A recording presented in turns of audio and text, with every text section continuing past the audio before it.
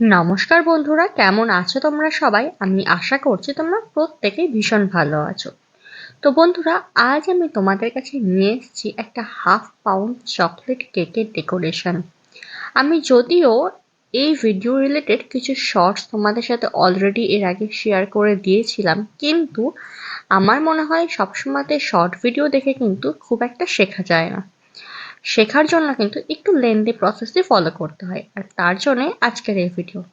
তো half pound কেককে আমি দুটি লেয়ারে ভাগ করে নিয়েছি। যেহেতু হাফ পাউন্ড কেকগুলোর কিন্তু প্রাইস অনেকটাই কম হয়, তার জন্য কিন্তু তিনটে লেয়ারে ভাগ করা সম্ভব হয় না। আর তাছাড়াও হাফ পাউন্ড কেকের যে হাইটটা, মানে কেকের যে স্পঞ্জের হাইটটা হয়, সেটাও কিন্তু যথেষ্টই কম হয়।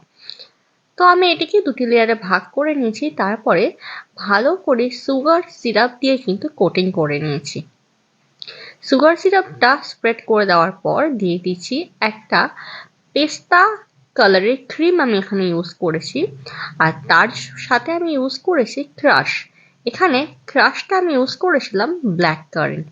চকলেট কেকের সাথে বেশ কিছু কিছু পার্টিকুলার ক্রাশ আছে যেগুলোকে খুব ভালো যায়। তার মধ্যে কিন্তু one of the best combination হচ্ছে ব্ল্যাক কারেন্ট। তো এখানে ব্ল্যাক কারেন্ট ক্রাশে ইউজ করার পর কিন্তু আমি দিয়ে দিচ্ছি লটস অফ চকো চিপস। কারণ ছোট থেকে বড় সবারই কিন্তু চকো চিপসটা বেশ দারুণ লাগে। চকো চিপসটা দিয়ে দেওয়ার পর আমি যে নিচের যে বটম লেয়ারটা ছিল কেক স্পঞ্জের, সেই বটম লেয়ারটা স্প্রেড করেছি, মানে সরি, বসিয়েছি কেকের টপে। কেকের টপে বসানোর পর এটিকে ভালো করে ক্রাম কোট করে নিচ্ছি। আর তোমরা সবসময় মনে রাখবে, কেকে কিন্তু ক্রাম কোট করাটা ভীষণ ইম্পর্টেন্ট। যদি তোমাদের কাছে টাইমের অভাব না থাকে, তাহলে কিন্তু অবশ্যই ক্রাম কোটটা করবে। আর ক্রাম কোটটা করে কিন্তু ফ্রিজে মোটামুটি 10 থেকে 15 মিনিট রেখে দিবে রেস্ট হওয়ার জন্য। তারপরে কিন্তু ফাইনাল ডেকোরেশনের জন্য এগোবে। কিন্তু অনেক সময়তে দেখা যায় আমাদের কাছে টাইমের অভাবের জন্য কিন্তু আমরা ডাইরেক্টলি একদম ফাইনাল আইসিংটা করে ফেলি। ফাইনাল আইসিংটা ডাইরেক্ট করলে কিন্তু একটু মাঝে মাঝে প্রবলেম ক্রিয়েট হয়। আর আজকে আমি এখানে ইউজ করছি একটা ল্যাভেন্ডার কালারের ক্রিম। যারা যারা বিটিএস ফ্যান আছো তাদের তো ল্যাভেন্ডার কালারটা খুব বেশি প্রিয়। আমি আশা করি ঠিক কথাই বলছি। আর তোমরা আমাদের সাথে একমত কিনা সেটা কিন্তু অবশ্যই কমেন্ট করে জানিও। আর আজকে ল্যাভেন্ডার কালারটা যখন আমি বানাচ্ছিলাম তখন কিন্তু ল্যাভেন্ডার কালার আমার কাছে প্রেজেন্ট ছিল না। তো আমি খানিকটা ব্লু জেল কালার আর কিছুটা গোলাপি, অর্থাৎ পিঙ্ক কালারের জেল কালার মিক্স করেই কিন্তু এই ল্যাভেন্ডার কালারটা তৈরি করেছি। সবসময় তো এটা নেসেসারি হয় না যে আমাদের কাছে সবসময়তে সব ধরনের কালারই প্রেজেন্ট থাকতে হবে।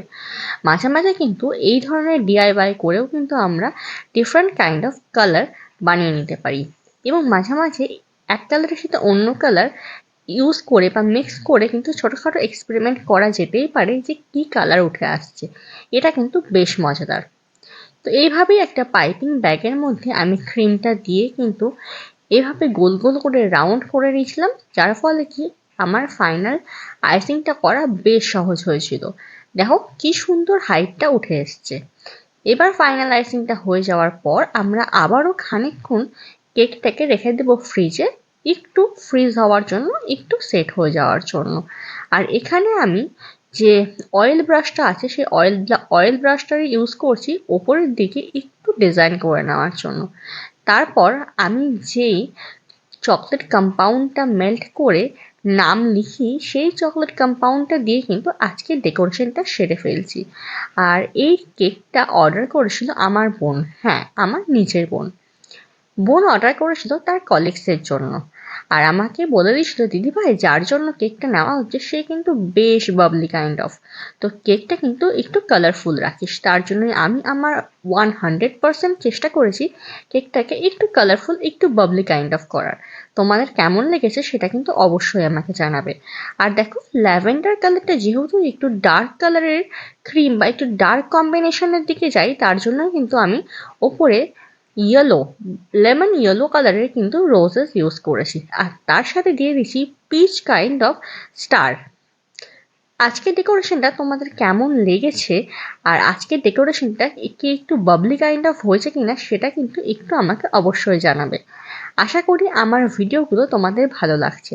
আর যদি ভিডিও ভালো লেগে থাকে তাহলে কিন্তু অবশ্যই আমাকে সাপোর্ট করতে ভুলবে না। এই চ্যানেলটিকে সাবস্ক্রাইব করে নেবে, ভিডিওটাকে লাইক করে নেবে এবং তোমাদেরকে আরেকটা কথা জানিয়ে দিই যে প্রতিদিন বিকেল 5টার সময়তে কিন্তু আমি ভিডিও আপলোড করি। যারা যারা জানো না তাদেরকে আমি ব্যাপারটা একটু ইনফর্ম করে এলাম, যাতে তোমরা আমার সাথে সব সময়তে কানেক্টেড থাকতে পারো। আর আমার তরফ থেকে তোমাদের জন্য রইল অসংখ্য ভালোবাসা, আর তোমরাও কিন্তু আমাকে এভাবে সাপোর্ট করেছো। থ্যাংক ইউ বন্ধুরা।